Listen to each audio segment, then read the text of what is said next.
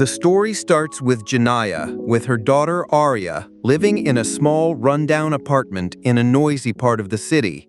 The walls were so thin that the neighbors' loud music thumped through their home every night, making it hard for Arya to sleep. Arya, a frail girl with a chronic illness, had just come back from a hospital visit, and Janaya made sure she wore headphones to block out the noise. Their apartment was cramped, with peeling paint on the walls, a stained carpet, and a faucet that dripped day and night. Janaya worked 2 jobs to pay for Arya's medicine and keep food on the table, but money was always tight. Every dollar was stretched thin, and the weight of their struggles pressed heavily on Janaya's shoulders. Each morning, Janaya woke up early, her body aching from exhaustion.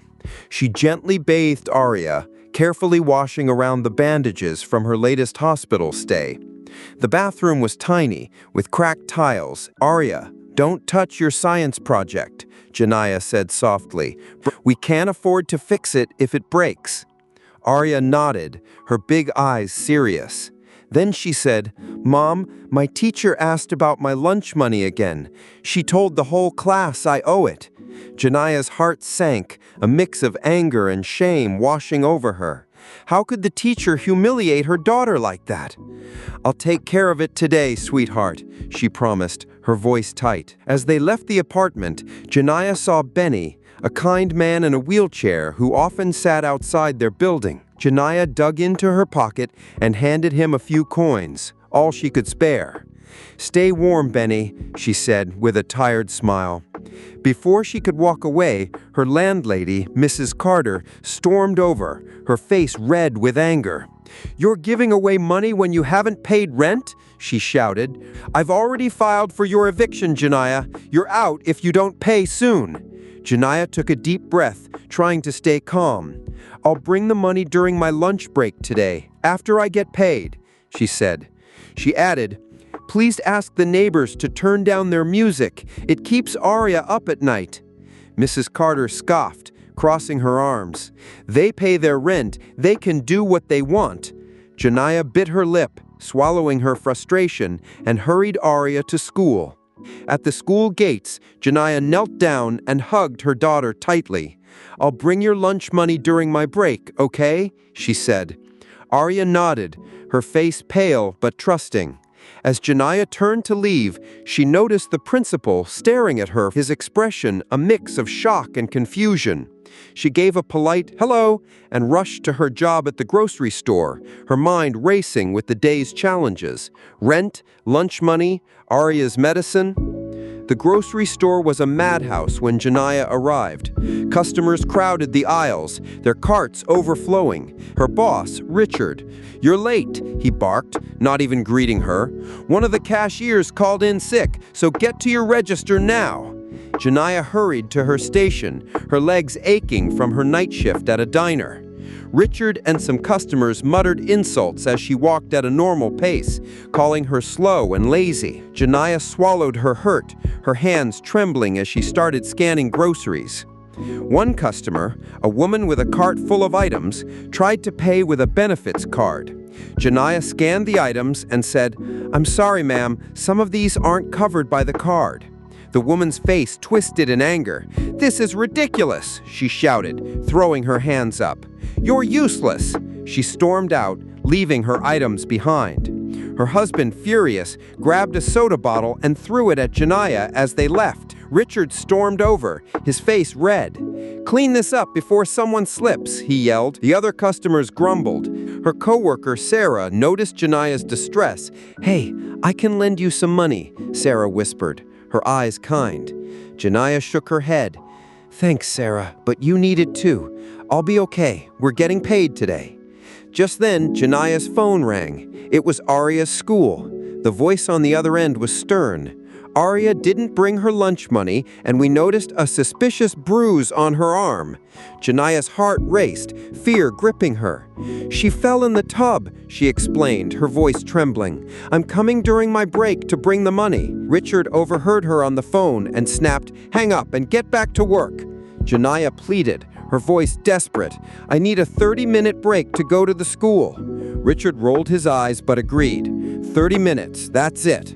She also asked for her paycheck, but he refused, waving her off. "You'll get it at the end of the day." Desperate, Janiyah rushed to the bank to withdraw her last $47 for Arya's lunch money. The bank was busy. Nicole, her face kind but professional, explained, "The ATM won't let you withdraw if it leaves your account below the minimum balance." Janiyah's voice cracked, tears welling up. "I need that money for my daughter's lunch money." She decided to close her account to get the cash, but the line was too long and her break was ticking away. Defeated, she left empty-handed and headed to the school, her heart pounding with worry. Her world collapsed. Child Protective Services was there. "No!" she screamed, running toward them, her voice raw. "She's sick! She needs her medicine!" The workers ignored her. "I work 2 jobs. I'm trying." Her voice broke as a loud screeching filled her ears, like her reality was crumbling. In her rush, Janiyah accidentally cut off another driver, Oliver, nearly causing a crash. He leaned out of his window yelling, "You'll regret that." He threw a drink at her car, the liquid splattering across her windshield. Janiyah kept driving, her hands gripping the wheel, but Oliver followed her. Suddenly, he rammed into her bumper, sending her car skidding on the wet road. Janiyah slammed on the brakes, stopping just before a crash. Her car wouldn't start again. She got out to check the engine, her hands shaking in the pouring rain. A police officer approached. Janiyah explained, "That man was chasing me. He hit my car." To her horror, Oliver pulled up, revealing he was a cop. He smirked and whispered, "I'll find a way to legally blow your brains out." The other officer sent Oliver away, but asked for Janiyah's documents. Her license and registration were expired. "I'll renew them today after I get paid," she pleaded, her voice shaking. But the officer impounded her car, leaving Janiyah stranded. With no other choice, she walked back to the store. Richard was furious when she returned, his voice booming across the store. "You took 2 hours, not 30 minutes, and you're soaking wet." Before she could explain, he fired her. "You're done here." Janiyah asked for her paycheck, but he refused. Devastated, Janiyah left the store, her mind spinning with despair. When she reached her apartment, her belongings were scattered on the street, soaked in the rain. Mrs. Carter had followed through on the eviction. Janiyah screamed, her voice raw with frustration, as she tried to salvage what she could. Arya's clothes, her science project, a few photos that reminded her of better days. Determined not to give up, Janiyah marched back to the store, her wet clothes heavy and cold. "I'm not leaving without my paycheck," she told Richard, her voice shaking but firm.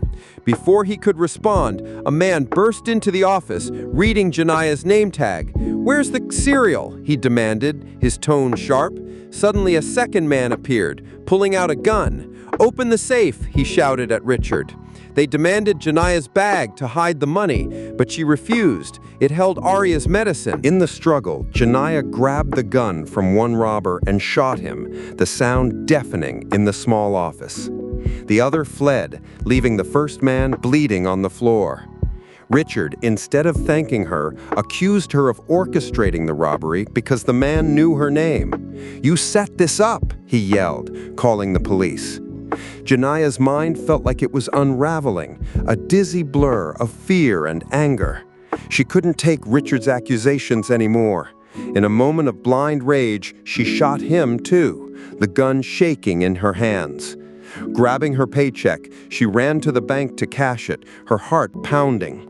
The security guard said they were closed, but Nicole, seeing Janiyah's desperation, let her in.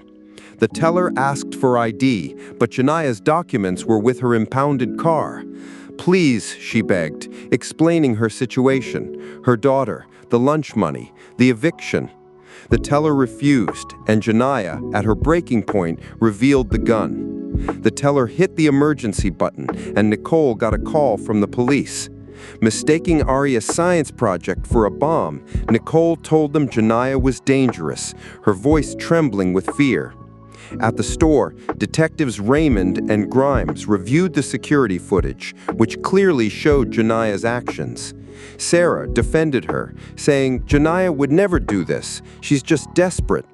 Grimes suspected Sarah was hiding something, but Raymond, a seasoned detective with a kind heart, believed there was more to Jania's story. They visited the apartment, where Benny told them about Arya's illness and Jania's kindness, his voice warm with admiration.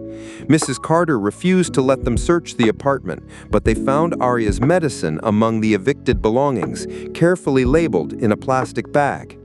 A call came in about the bank, and the detectives rushed over. Inside the bank, the tellers thought Jania was robbing them, their faces pale with fear. She tried to explain, "I just want my check cashed for Arya's lunch money."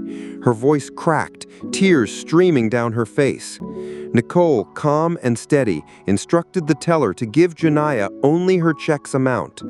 The police surrounded the building, and the news on the bank's TV labeled Jania a bank robber and murderer, the words cutting into her like knives. A negotiator arrived, but Raymond, a female detective with experience in tense situations, took over. She called the bank, her voice calm and steady. "Jania, we heard a gunshot. What happened?" Jania, frantic, explained it was an accident when a client tried to tackle her. "I'm not a criminal," she cried. "They took my daughter. No one ever helps me." Raymond showed sympathy, sharing that she'd grown up in poverty too, her voice soft with understanding. "I want to help you, but you need to come out." Jania refused, terrified of Oliver and convinced the police would shoot her. Nicole suggested letting the clients leave, but Jania feared being alone would make her a target. When Arya's science project beeped, the police thought it was a bomb, their radios crackling with urgent warnings. Jania turned it off, confused by their panic. She let an elderly client sit, her hands gentle, as she brought chairs for everyone, her kindness shining through despite her fear. Outside, a crowd gathered, chanting, "Free Jania!" Benny and others shared stories of her generosity, their voices carrying over the rain-soaked streets. A teller secretly streamed the situation on her phone, and the video went viral, sparking public sympathy across the city. Raymond convinced the chief to keep negotiating, but the FBI arrived, their trucks and gear signaling a more aggressive approach. Nicole offered Jania a jacket, seeing her shiver in the cold bank, and they bonded over talk of family.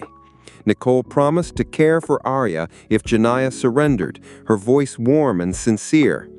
The elderly client, a diabetic, felt ill, and Jania let Nicole take her outside, apologizing for the chaos. Nicole returned, refusing to abandon Jania, her loyalty unwavering. A teller wrote a message on a window with lipstick. "The bomb isn't real. One gun." Jania asked Nicole to call the police and clarify, but Nicole feared it would prompt an attack, believing the bomb was keeping the agents at bay. Raymond found the officer who towed Jania's car and learned about Oliver's threats. Furious, she confronted him, punching him as the crowd cheered, their voices rising in support. The chief arrested Oliver, and Raymond sent Jania a photo of him in custody. Jania agreed to surrender, leaving the gun and backpack behind. Nicole held her hand, promising to visit her in jail with Arya, her voice steady and reassuring. As Jania prepared to leave, her phone rang. It was her mother, who delivered devastating news. Arya had died the previous night from a seizure. Jania's encounters with the school and child protective services were hallucinations caused by her grief, her mind unable to accept the loss. Nicole, informed by the police, had kept quiet to protect her, her heart aching for Jania.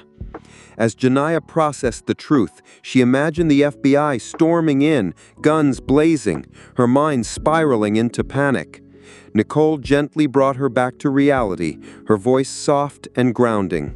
With her hands up, Jania walked out of the bank, guided by Nicole's steady presence. Raymond arrested her gently, her touch kind, and Jania was driven away in a police car as the crowd continued chanting her name, their support a faint comfort in her broken world. thank you for watching. Please subscribe.